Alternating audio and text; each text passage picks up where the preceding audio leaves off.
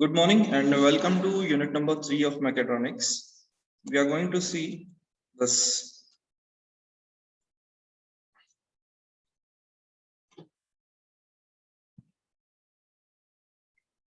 unit number 3 as control system and transfer function based modeling. And this lecture number 1 will be having this open and closed loop control system, and we are going to see some transfer function based rules also. Okay. As you know, my name is Professor Sachin Tolkar, Nava Sahyadri Education Society. Now, what we mean by control system? Any mechanism has to be to get operated. We need some system, and that is called as a control system. So, when a number of elements are combined together to form a system to produce desired output, then the system is referred as a control system. Number of elements combined together to form a system to produce desired output, then the system is referred as control system. A control system is a system of devices or set of devices that manages, controls, directs, or regulates the behavior of other devices or systems to achieve desired result. Just like if you have seen CNC and VMC machines, they are one kind of system, and that system will produce a desired effect with the help of controlling, managing, directing, and regulating all the mechanisms in it, all the tools in it. Now, the simplest control system which we use in day-to-day life, that is air conditioning system, in which the input will be required temperature. Air conditioning system will give you output of that desired set value temperature. There are two main types of control system. They are as follows. That is, one is open loop control system and other one that is closed loop control system. So we are going to see both the systems.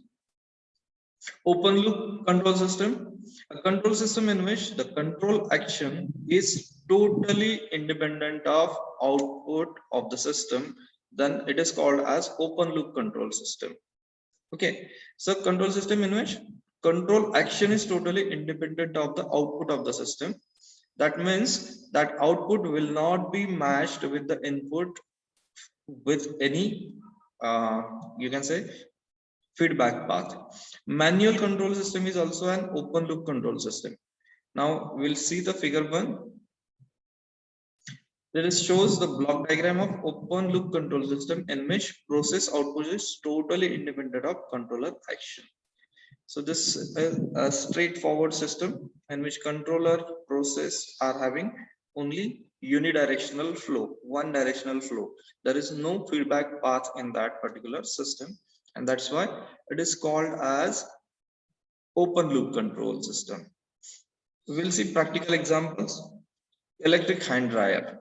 So if you are using electric hand dryer at your home, you might have used this, and you can see that the output will be depending on the person who is using that particular machine. Automatic washing machine. This machine runs according to the preset time, irrespective of washing is completed or not. You may think that there is a feedback loop, but it is not a feedback loop in that particular system.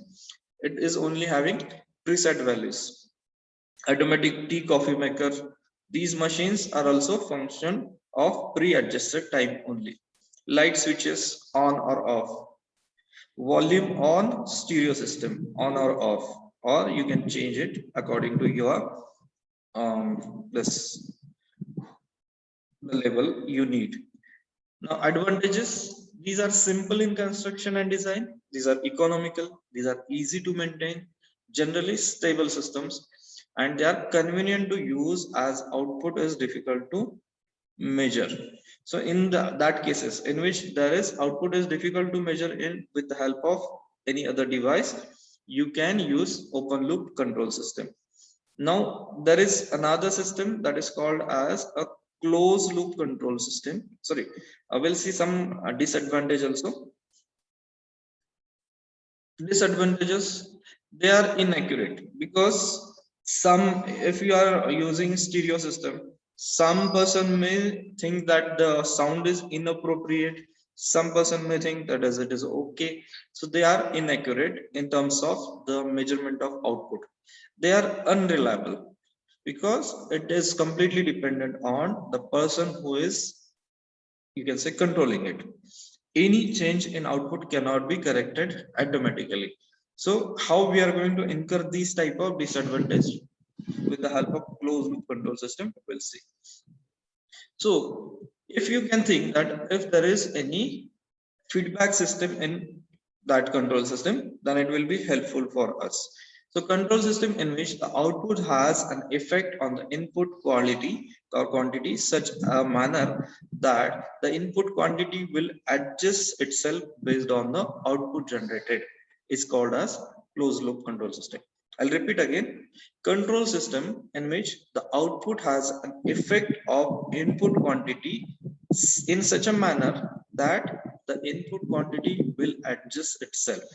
Input quantity will adjust itself based on the output generated is called as closed loop control system. And how we are going to achieve? We are going to achieve with the help of a feedback loop. It can open loop control system can be converted into a closed loop control system by providing a feedback. This feedback automatically makes the suitable changes in the output due to external disturbance. Now we are going to see in this way the closed loop control system is also called as automatic control system, and this is the block diagram. So there is input, controller, process, output. If there is the output is not desired, if there is error in output, then there will be feedback to the input, then accordingly the input will be adjusted high or low. So this is called as a feedback loop system or automatic control system. Practical examples: automatic electric iron.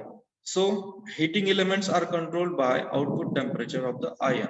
If your output temperature is more than desired, then it will give the feedback to the electric current, and electricity will be switched off.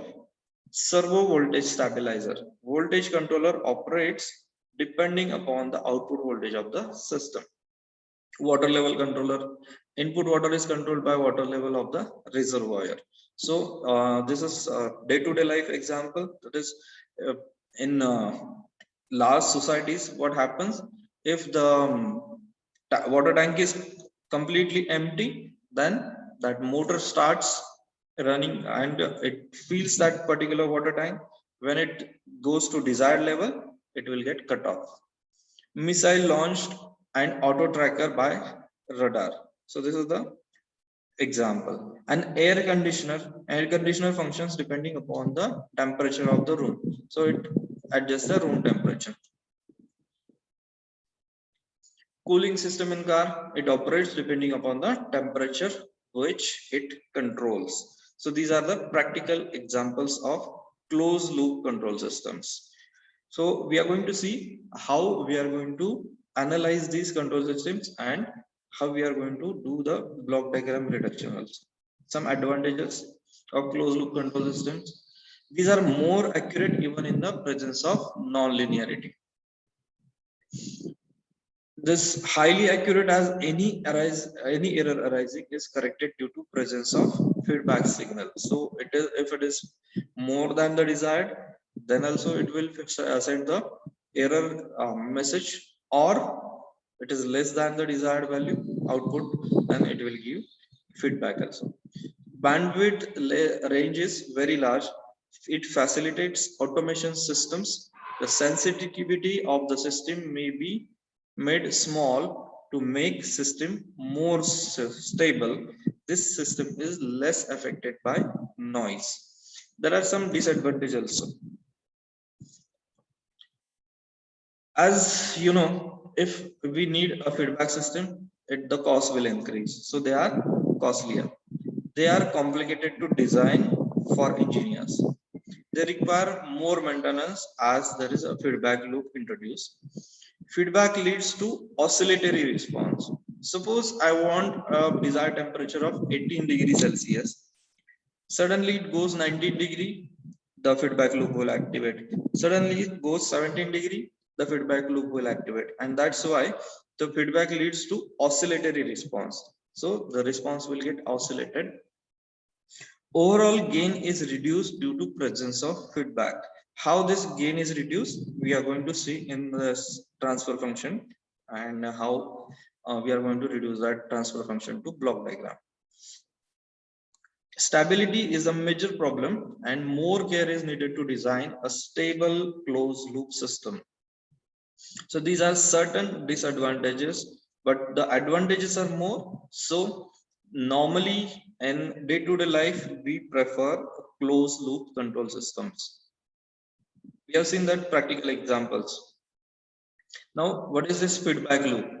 Now, this and how we are going to analyze that feedback loop, we'll see. A feedback is common and powerful tool when designing a control system. Feedback loop is the tool which take the system output into consideration and enables the system to adjust its performance to meet desired result of system. So what it does is a tool which take the system output into consideration. That is, it is going to calculate the output, and it is going to calculate the error in output, and it enables the system to adjust its performance to meet desired output. In any control system, output is affected due to change in environmental condition or any kind of disturbance. So one signal is taken from output and it is feedback to the input. This signal is compared with reference input, then error signal is generated. This error signal is applied to controller and the output is corrected. We'll see the figure here. So what the same figure is there. So this is reference input, this is set point. So what we are going to compare, this desired output is going to be compared with set point, and whatever error will be there, it will be adjusted with reference input. And that's why this controller will be controlled for that particular plant. Now, what is the effect of feedback? This is derivation. We are more interested in the final formula, so don't worry about that derivation, but we need to know what are the signals. R is nothing but the reference input signal, so R is given to reference input signal. E is called as error signal. G is called as a forward path gain, and H is called as feedback path gain. So that G and H we are not going to interchange anywhere. So in case of forward path, we are going to use G as gain or forward path gain, and H as a feedback signal. C is nothing but the output signal, and B is called as a feedback signal. We are going to use G, H, C, and R, these four symbols continuously, or we can say recurrently.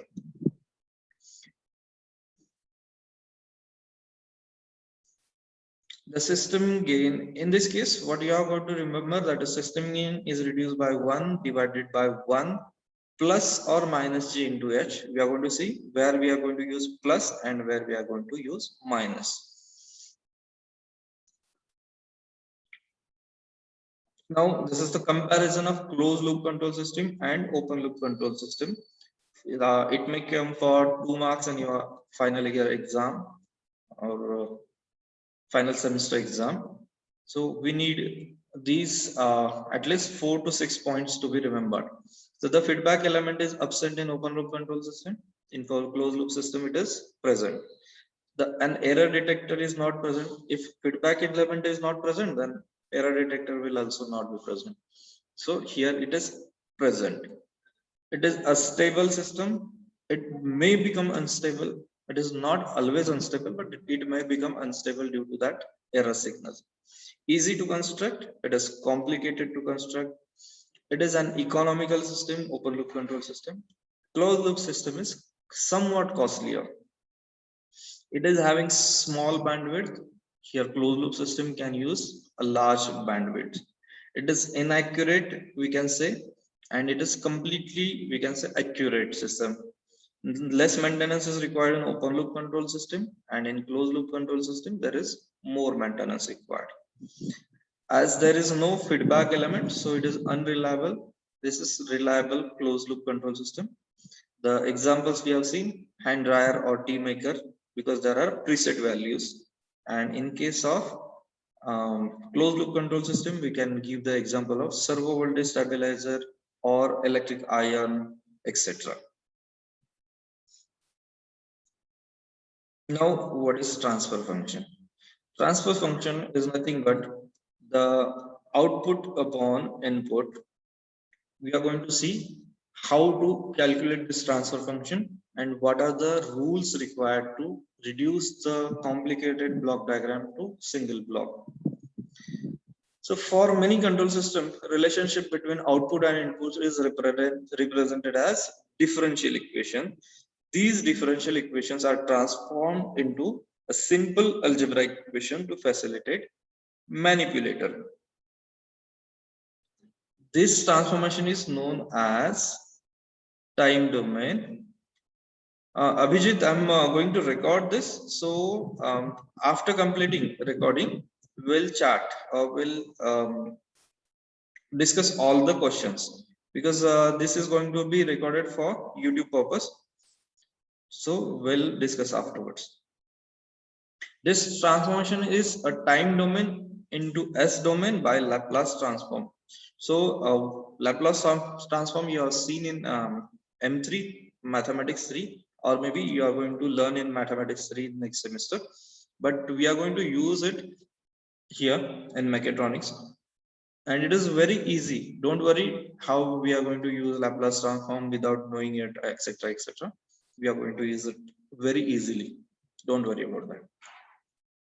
Now, the transfer function is a function of a control system is defined as the ratio of the Laplace transform of the output variable to Laplace transform of input variable, assuming all initial conditions to be 0. Now, procedure to determine the transfer function of control system. We form the equation of the system. First thing, now we take Laplace transform of the system equations, assuming initial conditions 0, specify system output and input, and lastly we take the ratio of Laplace transform of the output and the last Laplace transform of the input, which is the required transfer function. So don't worry if you do not understand right now, because we are going to see lots of examples and it will be helpful in your examination. There are two methods to transform a complicated system into a simple method, a simple block, that is called as first one is block diagram method, and second one that is signal flow graph. Fortunately, in mechanical engineering, we have only block diagram reduction method. So signal flow graph is not included in our syllabus right now. So don't worry about that. So what are the steps in block diagram method? We are going to reduce the blocks connected in series first. We are going to reduce the blocks connected in parallel. Firstly, it is in series, then it will be in parallel. Then we are going to see the minor feedback loop. Then we are going to try to shift the takeoff points and summing points to the left and right. So these are some terminology you might not understand right now, but when we are going to see the examples, we are going to see the rules right now in this lecture and examples in next lecture. So you will get to know. Using standard transfer of simple closed loop system, obtain closed loop transfer function as CS. S is nothing but the space domain, so Laplace transform divided by RS, output upon input of overall system. Now, summing point, we are going to see what are the reductions. Functional blocks. This is called as a summing junction. So what we mean by summing junction? In summing junction, what will happen? There will be multiple signals coming inside, and according to their sign convention, we are going to get the output. So here RS is the main input function. RS is positive here. XS is positive, so it has been summed, and YS is negative. So this is called as a summing point of a block, in which there will be multiple signals coming inside it. Suppose in this case, RS and XS is coming here. Here it is RS is coming, XS is coming, and YS is negative. So these two blocks are similar to each other. Takeoff point. Suppose I am taking any signal from any particular point. What will happen? This RS signal will come here also and here also. So it will be like, when we need to apply one or same input to more than one block, we use takeoff point. The point is where the input gets more than one paths to propagate. Cascade blocks. Cascading is nothing but the blocks in series. So cascading is nothing but we are going to multiply this, or we are going to see all these rules here, and parallel blocks. So suppose the same function or same input is given to G1, G2, G3, then it is called as a parallel block system.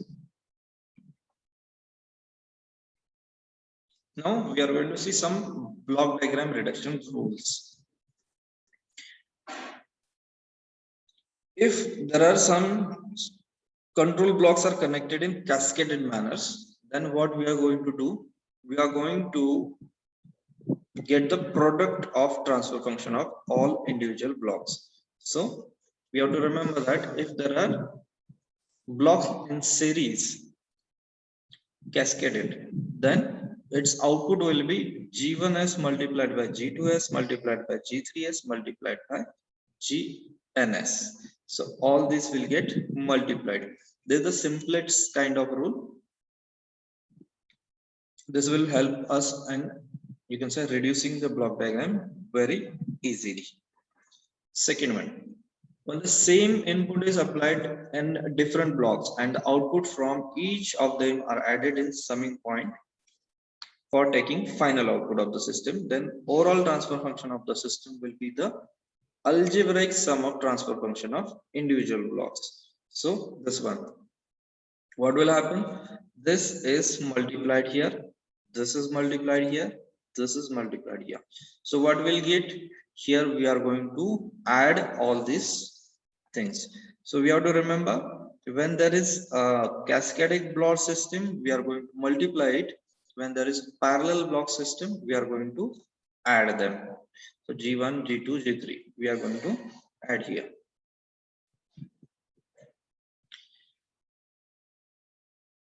This one, that is the summing junction, we have seen previously also. So it will be completely addition of that particular signals with the help of their symbols. So if this is negative, we are going to subtract it. Fourth one, shifting of takeoff point. Now we have to remember this. This is very important thing. Principle of shifting of takeoff point is that it may be shifted either side of the block, but final output must be same, unchanged. So for that, what we are going to do? Suppose I want to shift this takeoff point on the right side of this G1 block. So what is needed? I don't want to change the output of this particular signal. So when I'm going to shift here, I'm going to divide that signal with the particular block function, a block gain function. So 1 upon GS we are going to introduce in this particular series or signal.